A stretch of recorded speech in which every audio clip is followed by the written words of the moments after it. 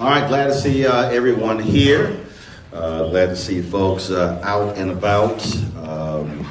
It is good to be out. I think this is the second in-person speech that I've given since COVID hit, and so glad to be here. This is the fifth time I've been in Southern California the last 2 months. So I've been living on airplanes, coming out here and travel around the country. It's been quite a busy time for our show. We launched our Black Star Network, digital network, September 3rd, and so we've been busy with that, shooting interviews all around the country, and so spent time this week in Brunswick, Georgia, Wednesday and Thursday for the black pastors who gathered at the trial of the 3 white men who were on trial for killing Ahmaud Arbery. And so there Wednesday and Thursday, and there was in New York City yesterday doing some interviews, and flew here last night. So I was always glad to be among folks who understand what our commitment is and what we're trying to do. And so glad to see all of you here, folks who watch the show, who support the show. Thank you so very much. And again, glad to be here because events like this are critically important.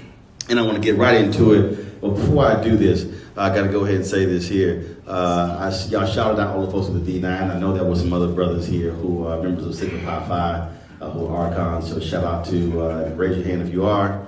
Got one here. Got to shout them out. And then, of course, I don't know how a Kappa sat next to me. Said, what you say, pole mark or something like that, what y'all call it? Man, just call it damn president. Just got calling all the names. Just and he was talking the trash. I had to remind him. I said, without Alpha, y'all just cap aside. And I don't know why. He said, normally it's an Omega who says something stupid to the speaker before they speak. So always the first rule: leave the speaker alone until after. Never see that. You know he wasn't Alpha because that was not a smart move. Talk trash to me before I speak. But it's all good. It's all good. So I appreciate Kappa. Somebody got to work with Alphas. So I appreciate that. But it's all good. It's all right. I mess with all of them. Some folk take it personal. I tell them get over it. Alpha's still your daddy. That goes for the AKs and the Deltas too. Don't even worry about it. That's right. Y'all know. Y'all got to start with us. That's right. Y'all came to be trying to put yourself in the front. Don't even try it. All these Deltas going to me talking about, y'all, look at you. You married a Delta. No, I was an Alpha before she was a Delta. Let's get that clear. That's right. She grad chapter. I played undergrad. No. That's fine. I'm just saying that came after we were married. Some folks trip like that. I know. Plus at the national convention now. So I remind her too. I said, remember, Alpha's your daddy too now. Don't even forget that. So it's all good. It's all good. We always, trust me, she always like, here you go, start that. And I was like, well, it's factual. So I got to mess with her too. So, and I didn't even wait when I had my 30th Alpha anniversary a couple of years ago. I said, don't worry, I'm just buy my own gift. So anytime, especially when I see Omegas and Sigmas who talk trash, I just tell them, just kiss the ring. And you Kappas, y'all can see that in the back, huh? Yeah. See, that's what happened. See, I tried to warn them. I was like, don't start. I said, just eat your food and leave your brother alone. Leave your brother alone. I appreciate it. And probably somebody gonna get fired in my staff because I don't know how they got me speaking at a golf course. They know I play golf all the time. I was sitting there like, damn, when is it gonna have this BBN over so I can get the club? Y'all don't understand. I've been playing golf since I was in college. So I see a golf course, I will cancel many a meeting. Y'all think I'm lying. I was on the food bank board. They said, we moved the meeting from 2 to 4. And I'd already planned to play after the meeting. So y'all can send me the minutes. I did not make that meeting. I was on a golf course, trust me. You can just give me 30 minutes heads up. That's all I need. You ain't got to call me 2 weeks in advance. That's how we play. We get it in. So And so we always are doing that. So listen, I appreciate the golf ball. See, I like that. See, my man said, I had a gift for you. Some Tyler's Pro V1s. I'm like, thank you. I said, plus, I see a smart man. He ain't bring no pinnacles or something like that and hard golf balls. See, those are good golf balls. There you go. See, smart. See, you called the head. See, your daddy must have been an alpha. See, I know. Smart man, smart man, smart man, smart man. All right, folks, let's get right to it. I was, as you were talking beforehand, as folks were coming in, and obviously this is about grassroots politics, and I was contemplating how to title it. Because anytime you talk to this many black people, you figure most of them go to church. Maybe. Some of y'all looking like, uh-oh. COVID has bailed a whole bunch of y'all out, but y'all now can go to church online. Y'all like, woo! Bedside Baptist is no longer a bad phrase. Look at y'all. Y'all in the back like, we ain't going back ever, see? That's fine. Y'all can go to church online, just send your tithe. Just send your tithe. That's right. Cash App, PayPal, Venmo, Zelle. Send your tithe. Use all of them.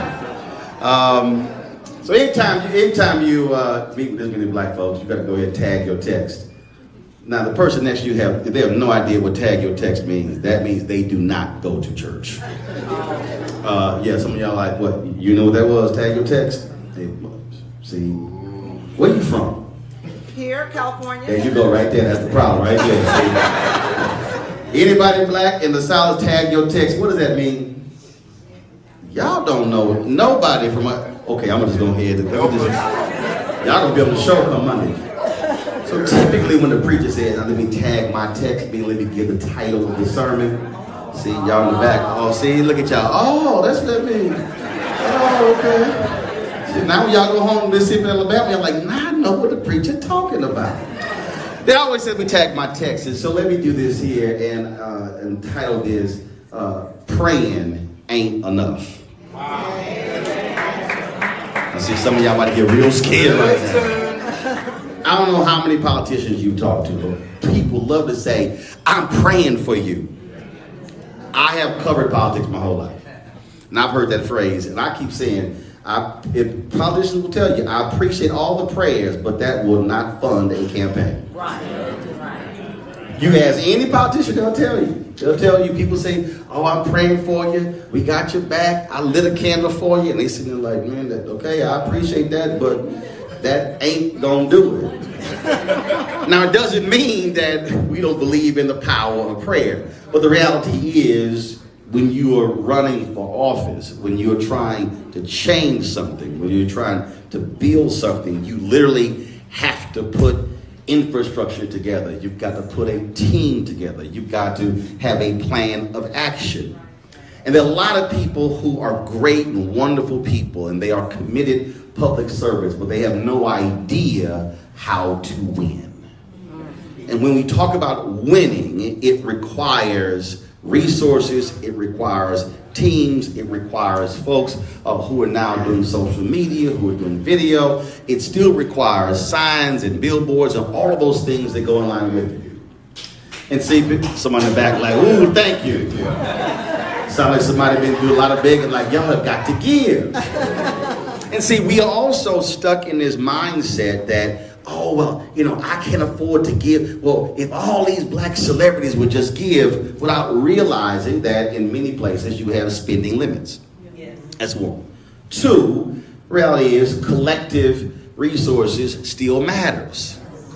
When Bernie Sanders ran for president, average gift was $27. If you look at when President Barack Obama ran for office, there were people who would give, some people were tithing literally $10, $20 a month. Well, over the course of a year, $20 a month is $240 a year. That money simply was adding up. And so you do that times 200 people, then you actually see real numbers. And then people say, well, we want to see change, we want things to happen, but what I always say is you're not going to see anything happen unless you literally elect the very people who can make those things happen. And so we have become so accustomed in this country to also only focusing on what happens in Washington, D.C. Or if you're in this state, what happens in your state capital, Sacramento, without realizing that nearly every person, not nearly every person is greater impacted by what happens locally. I'm talking about if you really begin to break down politics. I'm talking about in its most basic and simple form. Is what happens just outside of your door. Okay, so you live in a neighborhood. You're tired of people who are speeding up and down the roads. Then you say, we need to have some speed bumps. Ask the most basic question. How do speed bumps get installed? Who has that authority? Who delegates that? Is it the city? Is it the county? Exactly who does it? That's local politics. When you begin to talk about how do you transform neighborhood, we're talking about street lights or new sidewalks or sewer systems, and you have flooding issues, that is likely going to be a city issue. If you live outside of the city, who handles law enforcement? Typically, it is the sheriff. Those are local issues. And there are people who are walking around today who are utterly clueless about politics. And I mean people, not folks who don't have college degrees. I mean people who have college degrees and graduate degrees. People just don't know how to connect the actual dots. Because what we've done in this country, we've completely obliterated civics in this country. Yes. What is that? I mean, I can't tell you how many people I run into where they think they live somewhere and they go, well, Congressional Black Caucus is not helping me. I'm like, because they don't even represent you because you have no idea who your member of Congress is. If you would go around, seriously, just start with your family and say, okay, who is your member of Congress? They might say something. Then you go to your laptop, you can go to the website and type it in, put their zip code in. More than likely, they're wrong. I'm telling you, I see this every single day. I travel all around the country. I lived around the country, and the same thing happens. And so when we're talking about how do we change, you can't change something if you have no idea even how it works. And so if we're going to be serious about redefining our politics, then we have to learn what does that actually mean. So take, for instance, school boards. People right now, white folks across America losing a damn mind over a totally BS, made-up, Fox News-driven thing on critical race theory, which is only designed to drive up the anger among white voters. One fact, the election in Virginia was over the first Tuesday in November. There was a complete drop-off over the mentioning of critical race theory on Fox News and all the conservative networks and conservative talk radio. Oh, so November 2nd, it was the biggest issue in the country. November 4th, no big deal. And I said a year ago, after Trump lost, I said, look, they're going to need white people to be angry in order to vote in the next election. Because what we have to understand is people vote based upon emotion. One of Democrats' biggest weaknesses is they try to appeal to the logic and the common sense. No, seriously. When people are pissed, when they're angry, they're motivated. When a person isn't pissed or angry, they're like, okay, I might vote, I might not. That's what happens. And so you saw that happen and then when they threw it out there and the folks jumped on it, there were people I live in Loudoun County in Virginia. There were people who were coming to the school district. I'm talking about 200 people signing up, railing against critical race theory. The superintendent's going, we don't teach it. We don't teach it. We don't teach it. It's not in our schools. But if you also need to understand what the game was, because the game was not critical race theory. I mean, they literally even talked about it. Christopher Rufo, you saw him when he was on Joy and Reed shows and other shows. He even tweeted this. The issue was not critical race theory, which first, look, I have run 3 black newspapers, news editor of a black website, Tom Joyner's blackamericaweb.com, Tom Joyner, TV One, major broadcasting cable network, written for Savoy magazine. This is my now 14th black media experience. In my entire career, I didn't write a damn thing about critical race theory. Now, you ain't gonna find nobody blacker than me who's worked in black-owned media my entire career and had never come across critical race theory until these folks started losing their damn mind last year. And don't know. Because it was only being taught on a very high level in law schools. But that was not the issue. The issue was not critical race theory. The issue is if we could lump anything dealing with race under the critical race theory banner, that would then tick them off. That was the real issue. So when you had DEI, diversity, equity, and inclusion, all coming about after the death of George Floyd, that's what the whole issue was. The issue was the changing demographics of America and what's happening. That was the issue. And so the anger that has been fueling these folks is because the blowback of they do not want to see America being redefined. Why? Because we now actually have a voice. That's what I said today on Tiffany Cross Show in MSNBC. See, oftentimes we are responding to the wrong thing. We're not responding to what someone actually is saying. We are inferring what they said and then reinterpreting it. No, I'm listening to exactly what they say. And so when you hear the phrases, we're losing our way of life, you have to stop and go, what exactly do you mean by your way of life? All of the drama with Colin Kaepernick taking a knee. You see, people were not listening properly. This is not what it means to be American. Actually, it is. Because you can't condemn somebody for kneeling because he was protesting when it's literally the First Amendment. What more American than the First Amendment? Now you got all these crazies out here who love the Second Amendment. But you can't get to the second until you walk past the first. So y'all want to leapfrog the first, get to the second.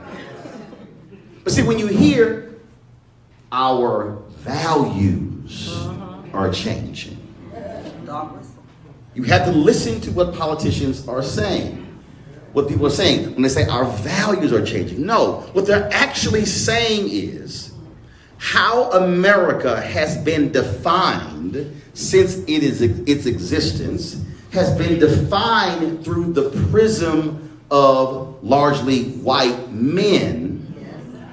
And so now we are not happy that the rest of y'all get a say.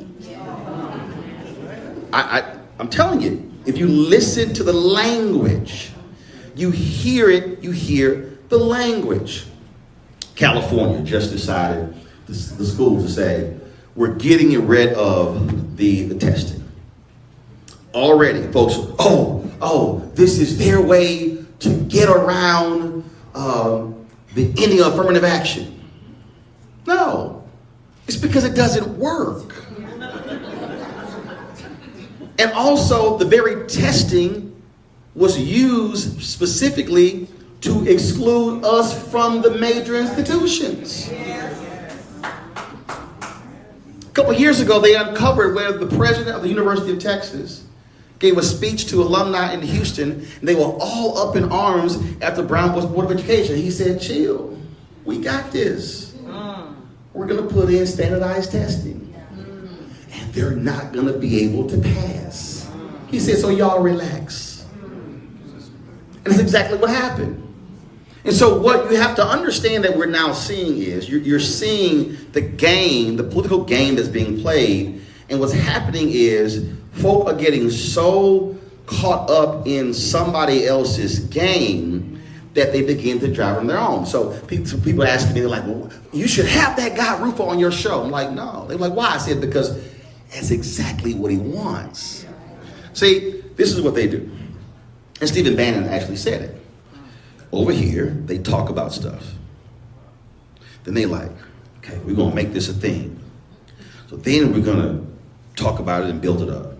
And then we're going to attack over here why aren't y'all discussing this thing? And most liberals, especially white liberals, and I'm gonna break that down, go, oh my God, they're calling us anti-conservative. So what do? They then start talking about the thing that they said they were not talking about. So they then go, gotcha. We now have you talking about the thing that we created that was never a thing, and now it's now part of the mainstream. I literally saw it. I was like, I don't know why y'all keep, I'm like, y'all falling for the okie dokie, y'all go. And so the New York, all these people, no. We need to explain to them exactly what it is. I'm like, no, actually you don't, because they don't give a damn what it actually is. They want you talking about the very thing, because now they are determining what your content is. So if they can now drive your storyboarding, your narrative, they win. Rufo had no problem when he went on Joanne Reed's show because he won. He's like, I got you talking about my issue that was never an issue. That's the political game that's being played. And so what happened was they went, damn, all of these white people are really upset. Then they say, well, wait a minute, we can now use the school boards as a route to now change the curriculum in a way we couldn't change it before. Now look, this has been happening in the last 10 years. You had Tennessee, the State Board of Education, where they were trying to remove any reference of slavery, Jim Crow out of the textbooks. They tried it in Texas as well. Why does that matter? And why does this state matter? Again, connect the dots. There are only 3 important states for education. 3. Texas, New York State, and California. Why? Because Texas, New York State, and California buy more textbooks than all the other states combined. So when Texas, New York State, and California, if they can change the textbooks in one of those states, they literally are changing the textbooks in multiple states. That affects curriculum. And so their game plan right now is, how do you take control of the curriculum by going through your school boards? But see, is much deeper than even the curriculum. Because the reason this gathering is important, the reason why pooling resources together is important, because you now have to also understand what controls the economics of communities. So, your school district, how large is the budget? $800 million. $500 million. $500 million. The city council, how large is the budget? 285. No, the budget. How large is the city budget? 285. 285? 285 million? Yep. 500 million for a school district? How about the county?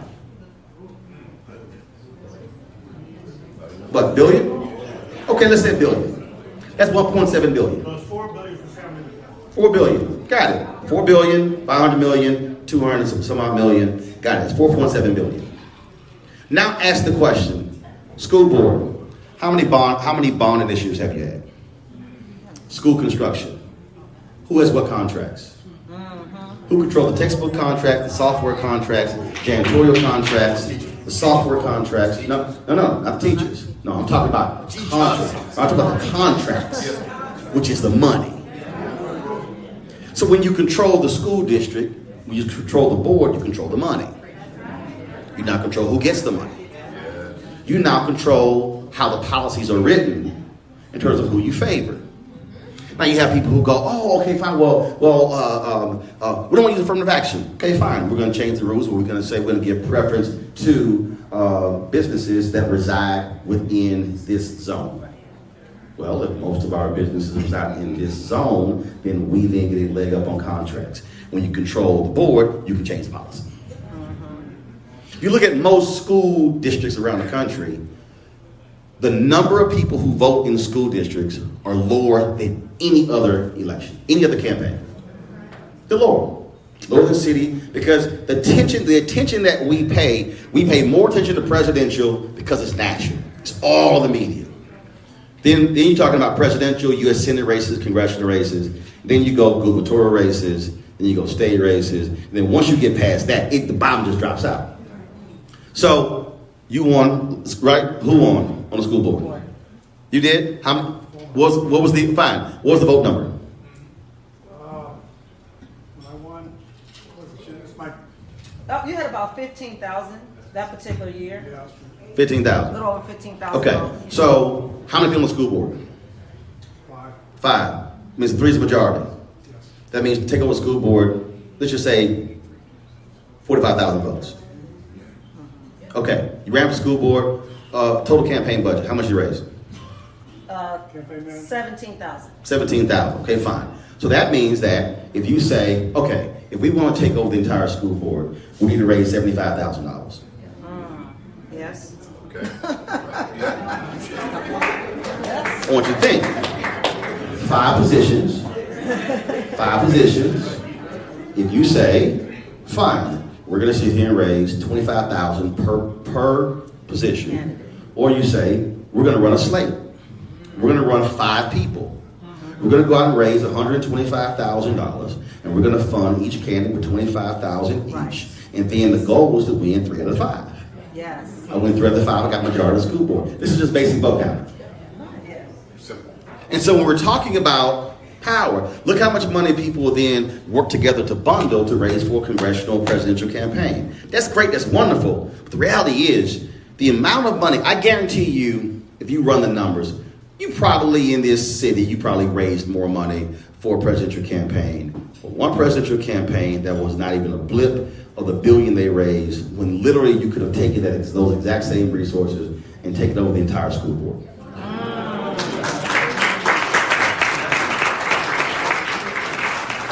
That's why this matters. Now take the exact same formula and now go to the city. Yes. You then go, okay, how many people on the school city council? Are they single member districts? Are they citywide? And then it's a question of, okay, fine, single member districts, okay, who lives in what district? How do we target that particular person? Most people, and then what you also do is, you'll be smart enough to go to people and say, look, you can't have 5, 6 damn people running because you're going to guarantee the incumbent is going to be able to win. You got to be able to consolidate power to have leverage when it comes to the resources. And so you might be sitting in here and you might be sitting here and say, oh man, the outset, she said this even raised $20,000. Okay, but just think about that. That literally can fund one candidate alone for a school board. Right. Now you begin to say, okay, hold up.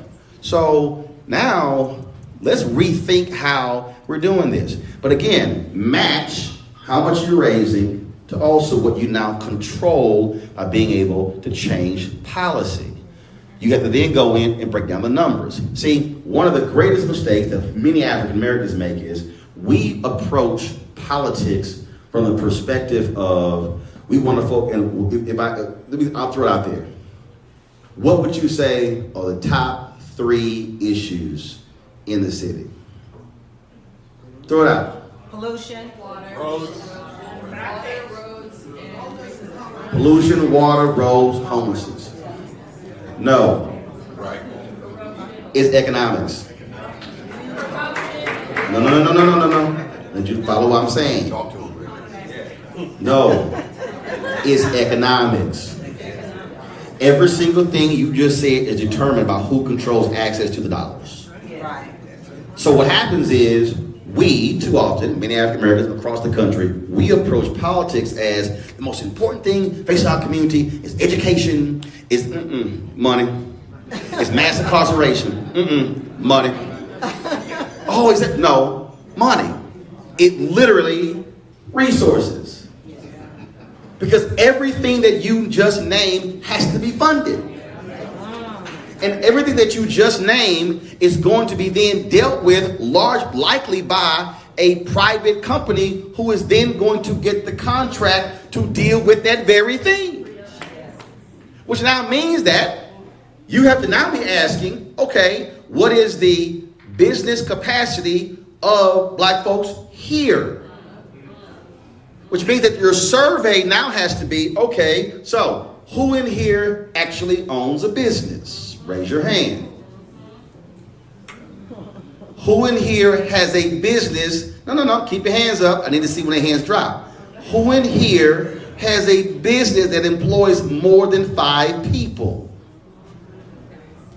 Keep your hands up. Who in here employs a business with more than 10 people? Who in here has more than 20? Who in here has more than 25? There are 2 hands up. They work for the same company.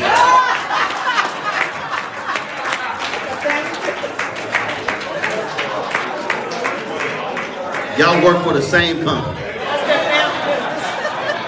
No, but I need you to understand, pre-COVID, nationally, there were 2.6 million black-owned businesses in America. 2.5 million had 1 employee. They were doing an average revenue of $54,000 each. 7 years ago, we had 1.9 million black-owned businesses. We had 1.8 million with 1 employee, doing an average revenue of $110,000. That means that we added 700,000 more black-owned businesses, but the revenue got cut in half. So when people say we need more black-owned businesses, no, we need more black-owned business with capacity. Now, why does that matter? Well, if I'm talking about how do we access power and access economic power, you look at the contracting that goes on, if you're able to now tap into school board, city, county contracts, you're now able to grow and build businesses. You're able to grow and build businesses, you can employ more people. That impacts unemployment, that impacts wages, that impacts wealth. But more importantly, you now, by growing your business, now have the ability to actually fund more candidates. Right. Yes. It is literally controlling your own destiny. Right. This is how the game has been played. And so what we've done is, we have not done what Maynard Jackson did, who really understood this when he transformed the city of Atlanta. People talk about Atlanta being the Mecca. Remember, 1973, African Americans received 0.0012% of all contracts in the city of Atlanta. I didn't say 1%. No. I didn't say a 0.5%. I didn't say 0.25%. 0.0012% of all contracts. He said his grandfather taught him there were 3 B's: the ballot, the book, and the buck. He used the ballot and the buck to drive the very issue. So when you look at Atlanta today, you cannot talk about Atlanta today unless you look at what Maynard Jackson put into place, and then behind him, Andrew Young, and then Maynard came back. Then, of course, you had Bill Campbell, Shirley Franklin, Kasim Reed, Keisha Lance Bottoms, and now they have the election going on right now. It is understanding how they use the power. He understood that the greatest economic engine, not only for Atlanta, but the state of Georgia, was the airport. When they rebuilt the airport, he said, let me tell you something. He said, unless y'all get more black people contract, there will be tumbleweeds. They'll be going down the runway before I allow this thing to be rebuilt. Wow. That's how it changed. And that's why when he left the mayor's office, not a single major law firm in Atlanta would hire him, because all of those white power brokers were pissed that he dared disrupt the economic engine in the city. And so if you're going to be talking about, how do you transform politics, Inland Empire, in this area, you have to lock in on the money. Because how are you getting beat? The money. The candidates with a war chest. Yep. If you ignore the money, you will always lose. Yes. Which now then means, okay, who are the people who are funding your opponents? See, what I'm trying to get you to see is this thing is not just about how can you come together to have an event to raise money to fund candidates. You literally have to be thinking about redefining the political and economic power structure, because that will then determine how you're able to advance. And so when you begin to study other folks, and so the question for me, it would be, okay, who gets the largest contracts in the city? Who gets the largest contracts on the school board? Who then are they funding? How many of us are supporting those very businesses? And then what are they funding in return to our community? So if you're pulling resources out of our community and then you're not giving it back, there's no return on investment, then we got a problem. Come on, y'all, listen. And so then when you now take, because I guarantee you, it always happens. Somebody sitting here, they're like, oh, okay, man, they sat there, all right, they shout out Divine Nine. Well, I ain't a member of Divine Nine. That's fine. Everybody's not a member. But I want you to understand that one of the greatest things that we have in our community is that we have organizational infrastructure that is grossly misused. If you read Dr. King's book, Chaos of Community, Where Do We Go From Here, which is one of the most phenomenal books, and I dare say one of the 3 most important books that should be on your library. This is what he wrote in 1967. It was published in 68, and it was the worst-selling book out of the books that he wrote. And the book also was not in print for 10 years after his assassination. For me, that was by design. You read this book, you literally will think that he's writing about 2021 and not 1968. What he says in the book, there are 4 institutions that are prime position for the liberation of Black America. The Negro Church, the Negro Press, he says fraternities and sororities, and professional and business organizations. So if you look in here, so I'll ask it this way, so whether it's Divine Nine or anything else, if you are a member of a largely Black organization, raise your hand. Okay. Put your hand down. That means that if you're talking about Divine Nine, Links, Laser Distinction, if you're talking about any number of groups, what Prince Hall Masons, what your Eastern Star, we can go on and on and on. These are all organizing entities with existing membership that are actually funded by themselves. They're not controlled by any external forces. If you take Divine Nine alone, no one funds us but us. Think about it. Yeah, you might have some corporate sponsors, but I'm talking about the reality is these are self-funded entities. Black fraternities and sororities actually represents the most sophisticated infrastructure in the Black community. Now, what I mean by that is you have to look at the organization, how are they set up? These are international organizations, national leadership, regional leadership, state leadership, grad chapters, undergrad chapters, and programming that goes all the way down to elementary school. We call that being horizontal, and vertical. Which means that if you are the general president of Alpha Phi Alpha, and when you make a decision and you press the button, it goes to every chapter around the world, and whatever that decree is it. If you don't abide by that, you can be removed or your chapter yanked. The NAACP doesn't structure that way. Yes, you're the NAACP headquarters in Baltimore. They have state conferences. They also have local chapters, but in many ways their local chapters are autonomous. Yes, they have to abide by a certain set of rules and procedures, but national cannot mandate nor dictate what they do. So what we have is we have organizational power that is only focused inward. I've said this to all of them. I gave the Brotherhood speech at the Alpha Convention 3 years ago in Baltimore. I said this to the Deltas, to the AKAs. We spend enormous amount of time and resources on bullshit.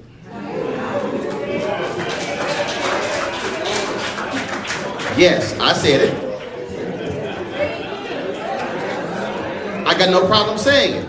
Because when you're only, follow me here, when you're only talking about what's happening inside of our walls versus what's happening out there, then what's going on? Okay, I'll give you this way. Just so to understand. Again, how you use economic power. How often does school board meet? Once a month. Once a month. When? Wednesday. School board meets on a Wednesday. Okay? Once a month, right?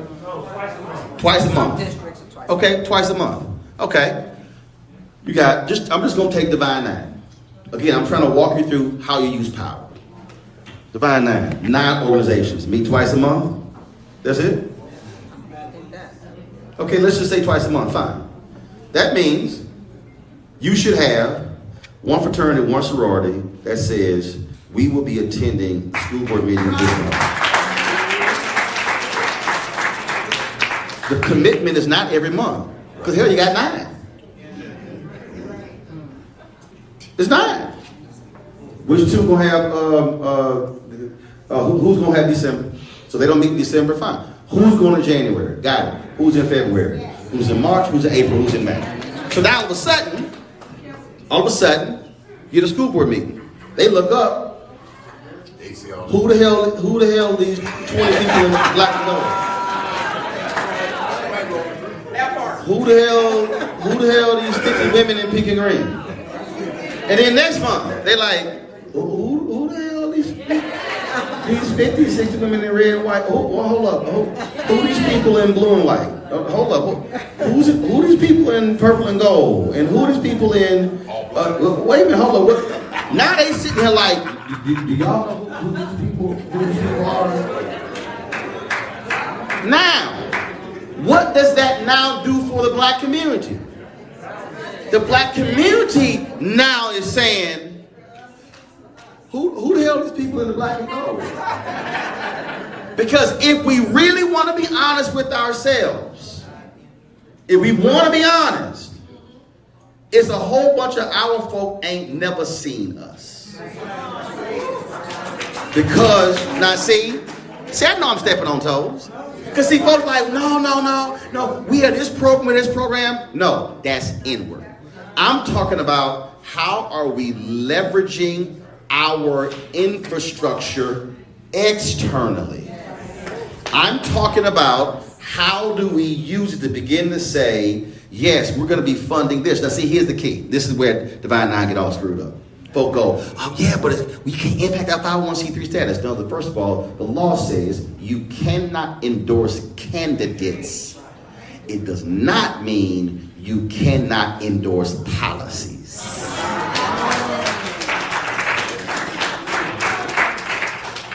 We are literally sitting on power that is untapped. Wow. That is unused. We're literally sitting on it. And it's not being used. And we're only using it inside of our group. And really on what? Look. The head of the Boulay said, hey, Roland, he said, I want you to present at he said, the Grand Boulay. I said, I don't do bullshit, bro. No. I want you to understand.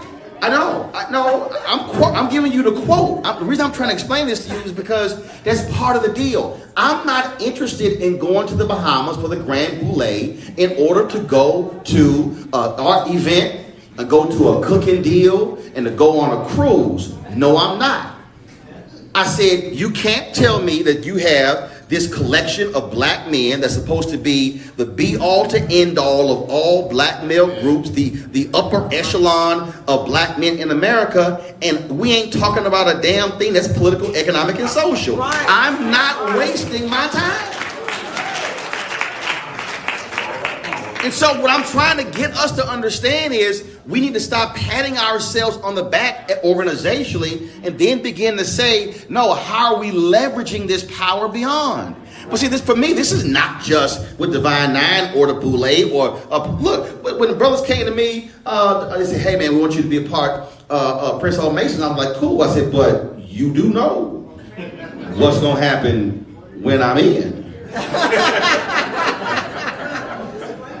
I ain't here for meetings unless that meeting actually means something.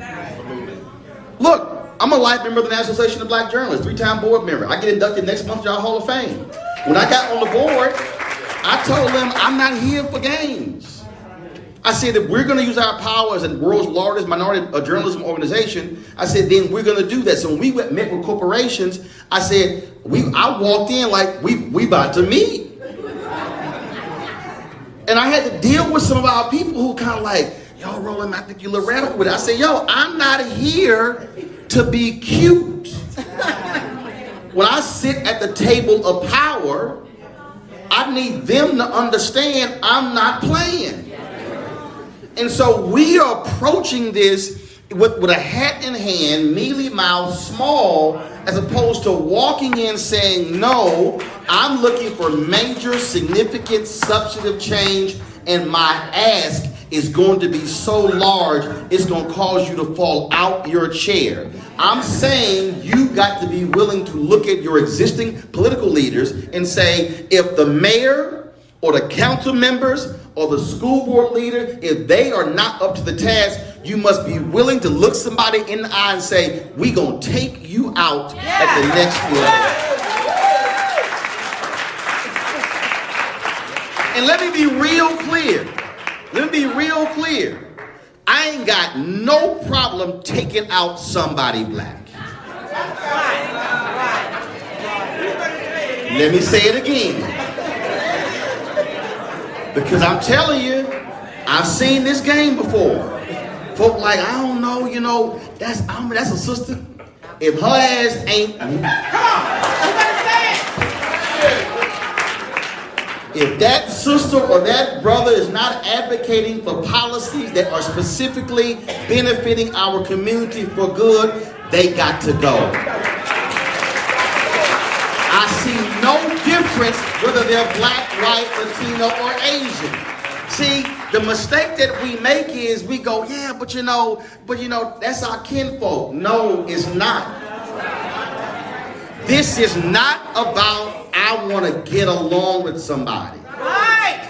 This is about are our communities, our neighborhoods being transformed? Are our businesses getting the kind of contracts that are needed? Are we seeing growth? This is not about I need an invitation to somebody's Christmas party.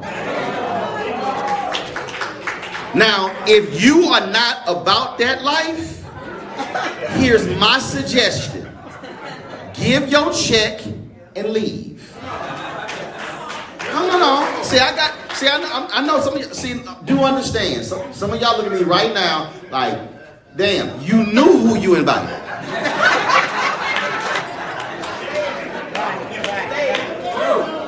But the reason many of our communities are in the condition that they are in is because too many of us have been satisfied with status quo. I operate by that scene in the movie Malcolm X when Denzel went to the jail and Brother Johnson had been beaten by the police, and then he said, call the ambulance, and then they called the ambulance, and then the white cop came up to Denzel and he said, okay, he said, you came and got what you want, y'all can go, and he said, no, I'm not satisfied. And there are far too many of us in nice, cute positions with our nice salaries, driving our very nice cars, wearing our nice suits with nice titles, who are satisfied, yet we have not seen the kind of change when necessary. Do understand, I don't get invited to a bunch of the fun stuff with President Obama. Why? Because I was on his behind when he was president. Because see, I wasn't just happy to see a black first family. Too many black folks stayed at the inauguration parade all 8 years. Everybody else left. Everybody else was asking for stuff. I had black people around America saying, no, dog, we can't no, we really can't ask him for stuff because, you know, if we do that, the white folks gonna get mad. He might not win the second term. And I was like, so hold up. You ain't asking for something for somebody white you ain't never met who might do something 3 years from now? I said, you crazy. And people were like, man, but no, man, but you really can't, we really shouldn't push that hard. I said, no. See, the thing is, we got so wrapped up in him being the first black president, we forgot he was the 44th. I can't ask the previous 43 for stuff and not ask the 44th. So I don't care if you a black governor or county leader or mayor or council member or school board leader. I have a full expectation that you are going to deliver because everybody else is demanding return on investment. The point of raising money to get somebody elected is for there to be a return on investment. And so that has to be our mindset, and we can't be afraid to make these demands. And so leaving here, you now really got to make an even more critical decision. And that is how hard you really are trying to change stuff. How hard are you really trying to redefine this community for the good? See, none of us want to think about it, but the reality is we all have an expiration date. And so the question you got to ask is, what are they going to say about me when I'm gone? But I don't mean just when I'm gone physically from this earth. What are they going to say about when I was the pole mark for the Kappas, or I was the general president for the Alphas, or when I led the AKs and the Deltas, or when I led the church coalition, or when I led the Prince Hall Masons? What are they going to say about when I was president, or when I was on the board, when I was an officer? What are they going to say about my tenure there? Are they going to say that they disrupted things and changed things? Or are they going to say stuff stayed the same as it always has been? I have no interest in anybody ever saying when Roland Martin was here, stuff stayed the same. See, I'm not afraid of them being afraid when I walk into the room. See, again, many of us have been raised, and this is the reality of white supremacy in America. Many of us have been raised, we walk into the room, we walk in head down, bowed, and we don't walk in loud and proud. I had somebody told me, they said, you know, you walk into the room like you belong here. I'm like, you damn right I do.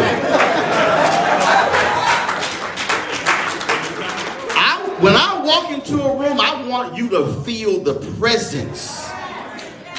I want you to say, damn, he here. I want you to feel that. Because see, we can't keep playing this same. I'm telling you, I travel around the country. I cover news stories around the country. And what I see are too many of us who are so happy and excited just to be. That we look back and then stuff look the same. That simply cannot be the case. I'm not interested in people giving me no proclamations, keys to the city. I don't care about no resolutions. I mean, you can keep all that stuff. I want to know, does the city, the school district, does the county look different than it did before? And look, I'm telling you, I ain't afraid to hit nobody. If my mama and daddy was running something and I felt it was raggedy, mama and daddy would have a problem. I don't. We've got to have more people who don't give a damn about somebody else's opinion of them. In the history of Black America, you cannot show me people that redefine America who were nice and everybody got along with them. Even other black people. 1959, Roy Wilkins, head of the NAACP, called Dr. King a radical. The head of the NAACP said he a radical. King was like, appreciate that.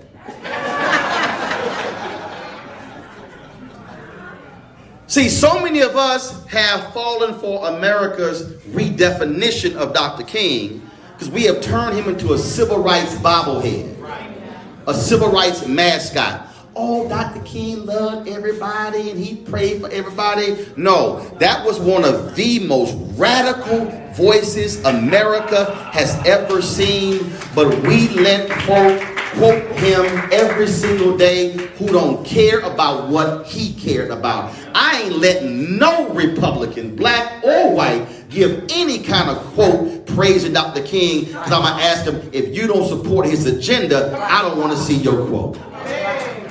If you don't care about the poor, if you don't care about the disenfranchised, if you don't care about the downtrodden or the depressed, if you are unwilling to deal with the economic realities in cities, then I don't want to see your praise. Which also, I tell, look, I've done a lot of MLK events, and I've told many of the politicians, y'all can excuse yourself for sitting here praising the King if you voting against him when you at the meeting. We have to be willing to challenge power. Because Frederick Douglass said, power concedes nothing without a demand, never have and never will. But he also said this before he died. He said, agitate, agitate, agitate. So if you one of those folks and you don't want to agitate, if you one of those folks and you don't want to sit here and press somebody, if you don't want to sit here and challenge power, if you don't want to redefine power, my suggestion is for you to move the hell out of the way because there's a train that's coming. And when that train comes, you're going to hear a whistle coming. And you can hear that whistle from a long, my dad worked for Amtrak. You can hear that whistle from a long distance. The whistle, they don't sound the whistle when they right on you. They let you know, train's coming. Train's coming. Get your bags ready. Because when we pull up, we're not going to be here for long. And so there's some folk here in this city, in this county, in this state that are unwilling to move out the way. Tell them two things going to happen. Either you move for us to move forward or you're going to get run the hell over.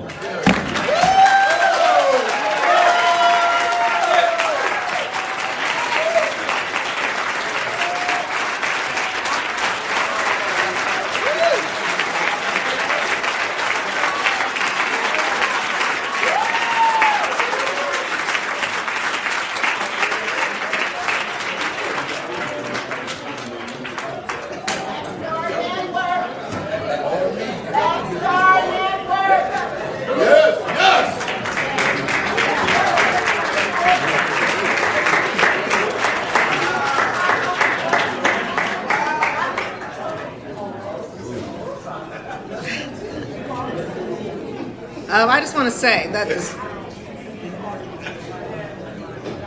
I told you that's why I had him come, so I don't even have to talk because he just pretty much channeled everything. Thank you, Roland Martin. Thank you for being here and for doing what you did.